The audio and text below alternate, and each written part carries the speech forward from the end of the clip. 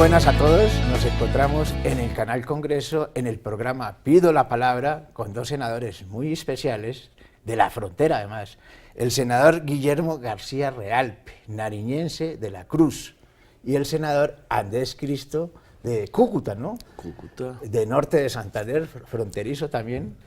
Y esperemos que los senadores nos acompañen aquí anunciándoles cuál es su perfil, cuál es su hoja de vida, qué quieren destacar de su hoja de vida hoy aquí en el programa Pido la Palabra. Licerio, en primer lugar, muchas gracias por invitarme al programa del Congreso, del canal del Congreso, Pido la Palabra. Un saludo muy especial al senador Andrés Cristo Bustos, colega y miembro de la bancada del Partido Liberal. Estamos muy motivados por estar aquí para dialogar sobre el tema del país y especialmente el tema de fronteras. Sobre García Realpe podemos decir que es un hombre de provincia, de la frontera con el Ecuador, con el sur del país. Soy un hombre de origen campesino, mis padres agricultores, oriundo de La Cruz, Nariño, y eso a uno le va trazando tareas y maneras de pensar alrededor de la protección del medio ambiente. He sido un promotor de las causas ambientalistas en Colombia, como originario del macizo colombiano, donde nace el 70% del agua dulce de Colombia. Pero La Cruz, Nariño queda en toda la frontera con el Cauca, el departamento del Cauca. Sí, La Cruz queda en el departamento de Nariño, pero geográficamente está ubicado en la bota caucana, en la media bota caucana, que tiene pues origen andino y también, por supuesto, amazónico. Somos del macizo colombiano, límites con el piedemonte amazónico y como le digo, eso nos ha marcado un pensamiento verde de protección, miembro de una comunidad que se ha declarado proteccionista del medio ambiente, conservacionista y también pues amigable con la naturaleza, con la flora, la fauna silvestre y la fauna, los animales domésticos. Por eso también soy animalista, soy ciclista porque creo en el transporte sostenible y hemos hecho en la Comisión Quinta del Senado toda una tarea, toda una agenda alrededor del tema de vida, de protección del medio ambiente y de paz con la naturaleza. Hemos impulsado muchos proyectos en el tema de protección de páramos, de lucha contra el calentamiento global, oponernos a la utilización indiscriminada de los plásticos, especialmente los plásticos de un único uso. También hemos promovido la agricultura sostenible, el sector panelero, el sector lechero, el sector papero, cafetero, han tenido todo nuestro respaldo. En fin, creemos en la industria, en la agroindustria y poco en la economía extractiva, poco en la minería, poco en los hidrocarburos, los necesitamos, pero creemos que Colombia puede depender más y basarse más en una economía de la agricultura sostenible, una agricultura amigable con la naturaleza y por supuesto en la perspectiva de la agroindustria Ahora desarrollamos más ese tema, con valor agregado. Pero dejemos al senador Andrés Cristo Bustos que nos cuente también cuál es su perfil, qué es lo que quiere destacar. Bueno, gracias, Luiserio. Aquí también pido la palabra, como dijo mi compañero y amigo Guillermo García. Soy senador liberal de la ciudad de Cúcuta, ciudad fronteriza. Estuvimos en el Senado los últimos 4 años en el gobierno donde se promovió todo este proceso de paz. Nosotros conscientes, entre otras cosas, de las condiciones que traía, de lo que significaba políticamente para una frontera, un proceso de paz, nos la jugamos por el proceso como víctimas del proceso de paz. Usted es víctima porque su padre lo asesinaron en 1977. Mi padre fue asesinado por el Ejército de Liberación Nacional. Un hermano de mi señora madre fue secuestrado por el Ejército de Liberación Nacional, tuvo que salir del país a vivir, a comenzar después de los 40 o 45 años también una nueva vida en un país donde lo acogieron con todos sus problemas. Pero vuelvo, insisto, como decía también Guillermo, fueron 4 años entregados a todo ese proceso que hubo políticamente con la oposición, de que no estaban de acuerdo con un proceso de paz, pero lo acabo de decir, soy de Cúcuta, pendiente de la frontera, consciente de lo que venía ocurriendo en el gobierno de Hugo Rafael Chávez, obviamente casi que víctimas de lo que ha ocurrido en el nefasto gobierno de Nicolás Maduro y por estar en la Comisión Tercera, pues conscientes de que la frontera, especialmente Cúcuta, que es el punto de referencia con el tema de Venezuela, pues necesita unas condiciones especiales, una legislación específica y un compromiso del gobierno nacional. Usted es abogado de profesión, ¿cierto? Soy abogado de profesión, abogado de la Universidad Externado, especializado en gestión pública y aprendiendo acá como todos también en el Congreso. Ah, bueno.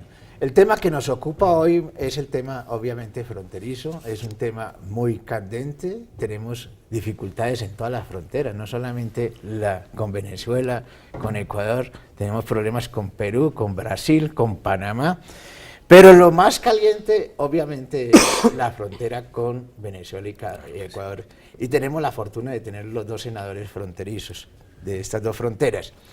Cuéntenos, ¿cómo está el estado del arte, la situación actual de Nariño? Porque lo que se ve en las noticias es lo de Guacho, las bandas criminales, los grupos residuales, el ELN, etcétera, etcétera, y un anuncio que hay siempre, y es que Nariño, y especialmente Tumaco, tiene la mayor sembrado de coca en Colombia.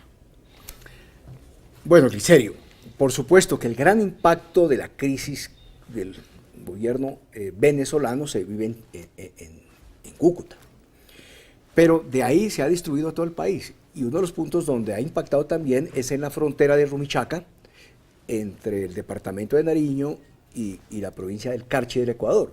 Ahí también hay miles y miles permanentemente de venezolanos y venezolanas haciendo tránsito hacia el sur del continente. Entonces eso ha impactado en las ciudades, en los servicios públicos, en temas de manejo de la contingencia, porque hay un tema humanitario de por medio.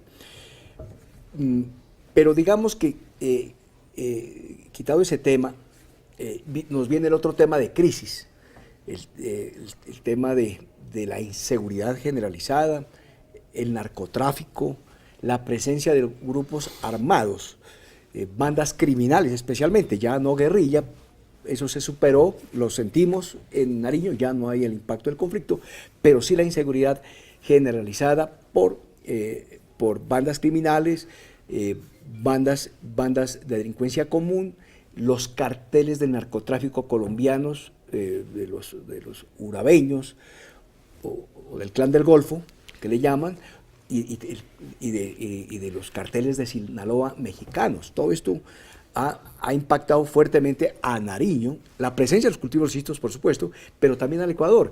Y hoy hay lo que no había antes. Anteriormente la frontera era más controlada por los dos países, pero hoy se le ha salido de las manos al gobierno colombiano y al gobierno ecuatoriano. Y hay niveles de penetración a la fuerza pública ecuatoriana. Digamos que eso es lo nuevo en materia de crisis, pero los cultivos ilícitos, digamos, que han tenido un impacto adicional, que es que las fumigaciones en frontera no son permitidas. Pero ¿Por qué no vamos a ir a un corte de mensajes institucionales y seguimos con el tema? Ya regresamos.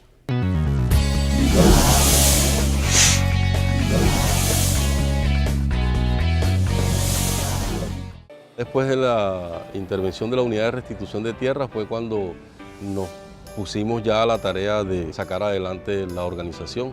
Tenemos dos mercados, estamos en el mercado nacional vendiendo el café tostado y molido. Al exterior en este momento hemos llevado el café tipo exportación, el café verde que llaman. Ese es el que estamos exportando a Japón y Estados Unidos. Restituyendo Tierras, el Gobierno Nacional ha impulsado la exportación de productos cultivados por víctimas del conflicto. Todos por un nuevo país. Con la restitución de tierras, el Gobierno Nacional transforma a víctimas del conflicto en microempresarios. Este proyecto productivo es el tomate de mesa bajo invernadero. Este cultivo tiene 1 hectárea y está con 8.000 plántulas de tomate. Ya ha mejorado la calidad de vida, ya tenemos una nueva esperanza. Así que somos varios los que nos vamos económicamente, nos estamos beneficiando, no solo mi persona, es mi hogar, las demás comunidades. Ya no vamos a ser víctimas, sino unos empresarios con nuestros proyectos que la unidad nos ha venido apoyando. Todos por un nuevo país.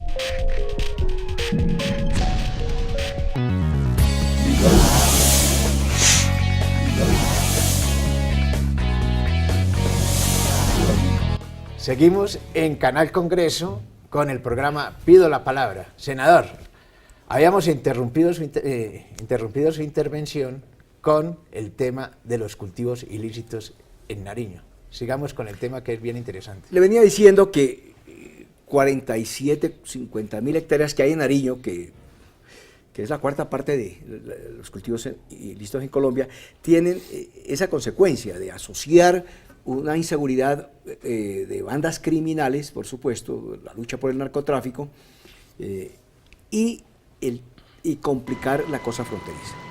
Y las fumigaciones que ha planteado el gobierno nacional, pues no se pueden. En primer lugar, porque se requiere un planteamiento más integral que las propias fumigaciones. Una pregunta que no me puede escapar. Nariño era una tierra de cultivadores, de gente muy importante, ejemplo para el país, de artesanos. ¿Y a qué horas Nariño comenzó a ser el centro del tema del conflicto y fundamentalmente del conflicto relacionado con el tema de los cultivos? El tema de las fumigaciones no puede plantearse como única alternativa y el gobierno tiene que hacer un planteamiento integral. Y en el tema de fronteriza, sí que menos, porque hay acuerdos binacionales de no fumigación. Entonces digamos que hay ese contexto. A ver, el tema de los cultivos ilícitos en Colombia, ya son 40 años que tienen, estos se originaron hace mucho tiempo en el Cauca, precisamente en la bota caucana, ¿no? Pero ahí se fue extendiendo a todo el país, al Putumayo, al Caquetá, al Guaviare, en la costa norte, en la Sierra Nevada, en los Montes de María, en Paramillo, pero también en el Pacífico, y ahora está prácticamente concentrado en Nariño y el Cauca. Y fue un tema como itinerante. Anteriormente, recordar al país que la capital de la coca en Colombia era Calamar en Guaviare, o en Remolinos del Caguán en el Caquetá, o en Piñuña Blanca y Piñuña Negra en Putumayo. Y eso se trasladó a la costa pacífica, donde la geografía, ¿no?, es muy complicada. Hay miles y miles de islas, islotes, bajamares, ríos, en fin, que es muy complicado controlar. El tema de controlarse. Pero permítanme al senador Andrés Cristo hablar del tema fronterizo. Miren, el tema de la frontera con Venezuela es un tema tan complejo porque son 2.200 kilómetros de frontera. Es algo que es muy difícil de controlar. Dos, tiene temas relacionados también con el tema de los cultivos ilícitos. Tiene toda la región del Catatumbo, que es una región bien olvidada. Y hoy tenemos la migración, obviamente, venezolana hacia Colombia, que obviamente Cúcuta soporta toda... Cúcuta y su área metropolitana. Y su área metropolitana soporta todo el tema migratorio. Es decir, es un tema que de paso además se quedan allí, etcétera, etcétera. ¿Qué le podemos decir a los cucuteños al norte de Santander? ¿Cómo podemos desde el Congreso de la República, desde las comisiones económicas, ayudar a resolver ese tema ya? Bueno, es que lo acaba de decir Guillermo, se puede quedar uno horas hablando del tema fronterizo. La verdad es que la Constitución lo tiene previsto en sus artículos 285, 289, hay que legislar por las fronteras, no se pueden dejar como unos puntos específicos o como unos apéndices en el mapa. Y aquí desde el 95 veníamos trabajando con una ley, Guillermo, no sé si usted la recuerda, la ley 191, que pasó obviamente como muchas de las leyes de las cuales se quejan todo el electorado, a veces de los congresistas. Como es una ley general, fíjese usted, es muy diferente, completamente diferente lo que hoy puede estar pasando en Venezuela, la frontera con Brasil o la frontera con Ecuador o la frontera con Panamá. Entonces hay que legislar de una forma completamente diferente, hay que definir o hay que sectorizar realmente las condiciones que tiene o las necesidades que se están viendo en la frontera. También los estaba escuchando, fíjese, el norte de Santander tiene problema del Catatumbo, son casi 25.000 hectáreas, donde hay también una pelea. Esta mañana precisamente estaba escuchando algún problema que había en Acarí por la lucha en la siembra de coca y había más de 800 desplazados en ese municipio de Catatumbo. Hoy, o ahorita estábamos hablando en el entretanto de problema de la línea fronteriza, como yo digo, ahí toda la población flotante que está llegando a Cúcuta y al norte de Santander, a su área metropolitana que se está incorporando a Colombia, y obviamente yo les decía, aquí el presidente, aquí el gobierno, sea cual sea el presidente, aquí no vamos a hablar de nadie diferente, a nadie específico, tiene que definir las condiciones. Ningún gobernador, Guillermo, ningún alcalde está en capacidad de solucionar estos problemas. Y el problema es que estas fronteras se recostaron a las condiciones económicas, sociales y políticas que le impusieron estos países, sobre todo Venezuela, que era un país boyante, que era un país millonario, que era un país, o que es un país lleno de petróleo, y Cúcuta se quedó sin ninguna condición logística, sin ningún tipo de infraestructura que le permitiera competitividad. Si usted veía un mapa, no sé si usted recuerda, y con todo lo que me permita Guillermo, Cúcuta siempre fue la sexta ciudad en importancia en este país, después de Bogotá, Medellín, Cali, Barranquilla o Bucaramanga. Muy importante Cúcuta, como Virgilio Barco. Pero hoy Cúcuta le hace falta una salida. Cúcuta produce, norte de Santander, produce carbón, produce arroz, produce arcilla, produce aceite de palma, y la salida era siempre por el puerto de Maracaibo. No tiene ninguna salida al Magdalena Medio, necesita infraestructura. El propio presidente Iván Duque, 2 días, ya no como candidato, sino como presidente, llegó prometiendo la vía que atraviesa el Catatumbo para salir precisamente a unos puertos en el Magdalena Medio. Está completamente incomunicado el departamento de Arauca, que es prácticamente donde se da toda la despensa agrícola para los 2 Santanderes y Boyacá también, y no hay una salida. Hace falta, obviamente, todo lo que signifique una implementación de lo que fue el comercio, de lo que se dedicó la ciudad de Cúcuta con lo que es el sector empresarial como tal. Entonces, habrá que definir frente a algunas leyes especiales, algunos fondos, como lo hicimos con Buenaventura, Guillermo, hace 2 años, como lo hizo el gobierno nacional, el compromiso de que el gobierno pueda trabajar y pueda hacerlo directamente. Vamos a unos mensajes institucionales en el canal Congreso, en el programa Pido la Palabra. Ya regresamos.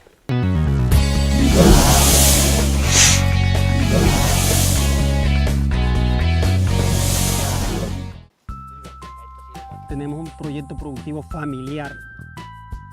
Se siente con esa alegría de estar trabajando lo que es de uno, que eso es propiamente mío y de mi señora, de mi familia. También he visto de que la unidad le ha dado a la mujer también su lugar. No es únicamente de que nosotros como hombres somos los que vamos a estar al frente, no, ellas también tienen el derecho, al darle otra vez esa oportunidad de regresar nuevamente y retornar al campo. Hay paz, ¿por qué? Porque es que el campesino no sabe hacer otra cosa sino que trabajar la tierra. El gobierno nacional prioriza a la mujer rural para restituirle sus tierras. Todos por un nuevo país.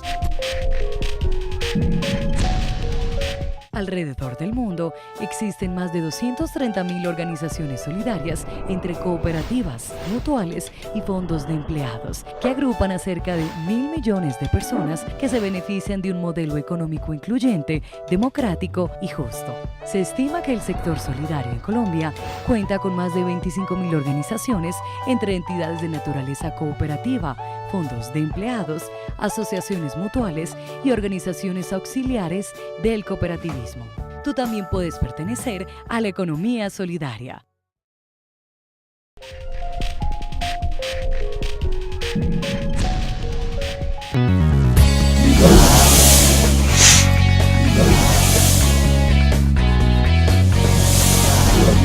Regresamos aquí en Canal Congreso, en el programa Pido la Palabra. Senador, cuéntenos, estábamos hablando del tema de toda la problemática y todas las promesas que se han hecho frente al tema fronterizo. Existen unos fondos de compensación en temas fronterizos, pero nos hablaba de algo importante que se hizo con Buenaventura. ¿Por qué? ¿Cuál es la propuesta concreta? de usted, senador norte santandereño, para el gobierno nacional y para el Congreso de la República? Mire, Glicerio, esos fondos no funcionaron. Yo no sé en la zona fronteriza de Guillermo si habrán tenido algún tipo de eficacia, pero nosotros lo estábamos explicando. Usted que decía, ¿qué le podemos ofrecer al electorado o a la gente que está pendiente de las condiciones fronterizas, sobre todo en norte de Santander y en Cúcuta? Aquí, finalmente, le doy 2 o 3 datos. Cúcuta es la ciudad capital con mayor desempleo, si no después de Quibdó, son 19%, es el 19% de desempleo. Hay un 70% de informalidad, el doble de lo que hay a nivel nacional. Obviamente Cúcuta es la ciudad que está en el puesto 20 en competitividad. No le gana, creo que sino a Quibdó y a Riohacha como capitales. Entonces, le decía, hace 2 años, frente a la presión social, se crearon unos fondos de inversión. ¿Por qué? Porque finalmente en los departamentos no se podían solucionar los problemas. Buenaventura fue el principal ejemplo y se les dijo, se crea este fondo, se ejecuta bajo régimen privado, se le dice al Ministerio de Hacienda, al Ministerio de Comercio o al Ministerio de Vivienda, aquí están los dineros, se incluyen en el presupuesto nacional y obliga a los congresistas, entre otras cosas, a verlo como un rubro dentro del presupuesto y a decirles, se necesita para el acueducto, se necesita para el nivel estudiantil, se necesita para cualquier condición de desarrollo. Este año hubo para Buenaventura 1.400.000 millones de pesos en el presupuesto. Eso estamos buscando para el departamento de Norte de Santander, con el respeto a nuestros amigos de Nariño, a nuestros amigos desde las otras fronteras del país. Hoy esos problemas que estábamos mencionando no tiene capacidad ningún gobernador o ningún alcalde de resolverlos y la única forma es buscando inversión en infraestructura y logística que nos permita dejar o separarnos de esa crisis que nos está arropando desde el país de Venezuela. Senador, usted nos hablaba del tema de las fumigaciones, que es, para el caso nariñense, es casi un imposible. Fatal. Fatal. ¿Qué alternativas usted propone para el tema? Allá hay un tema muy crítico, que es Tumaco y todos los municipios vecinos, pero en general todo el departamento está en una crisis profunda. ¿Cómo sería para redimir conjuntamente el departamento y el tema fronterizo? Sí, la alternativa única no puede ser la fuerza. Claro que se requiere la presencia del aparato militar y de policía para controlar las bandas criminales. Y la única alternativa en el tema de erradicación no puede ser las fumigaciones, no puede ser, y así lo ha planteado el ministro de Defensa, cosa que no compartimos. Tiene que haber una intervención integral, pues promoviendo planes de desarrollo, programas de sustitución de cultivos ilícitos, programas de educación. Es que en una zona donde solamente el 2% de bachilleres en el Pacífico nariñense y caucano tienen acceso a la universidad pública. Pues ¿a dónde van esos bachilleres? Es la gran pregunta. Pues van al rebusque y a emplearse en bandas criminales o a los cultivos ilícitos o a la informalidad o a un desplazamiento económico forzado prácticamente. Entonces tenemos que multiplicar por muchas más plazas la educación superior, la educación técnica, porque ya un profesional no se emplea en tareas, o es muy poco el que se emplearía en tareas no legales, por así, y sí de carácter productivo, en la zona o fuera de la zona. Ya con un título profesional el mercado laboral puede estar en la zona o en todo el país o en el exterior, pero ya no se lo entregamos a las bandas criminales ni al narcotráfico, a ese Pacífico, a ese habitante del Pacífico, hombre o mujer. También el tema productivo, el tema de desarrollo integral del puerto de Tumaco. Es que Colombia solamente se ha concentrado en el Pacífico, en el puerto de Buenaventura. No ha desarrollado el puerto de Tumaco y no ha desarrollado el corredor para que de Tumaco también ingresen a través de las vías transversales, que es Tumaco, Pasto, Mocoa, para venir a los llanos orientales, para exportarlo de la Amazonía y de los llanos orientales por el puerto de Tumaco también. Entonces, no solamente hay que judicializar, no solamente hay que confrontar con la fuerza del narcotráfico, sino que hay que enfrentarlo social y económicamente hablando. Promover una economía legal en la zona, una economía rentable, una economía que le permita a la gente de la zona empleo y oportunidades. Bueno, nos queda poco tiempo, pero yo les pregunto a ustedes, ¿no es posible hacer una reunión de todos los representantes a la Cámara, senadores, con los gobiernos municipales, departamentales y el gobierno nacional para mirar en detalle el tema fronterizo?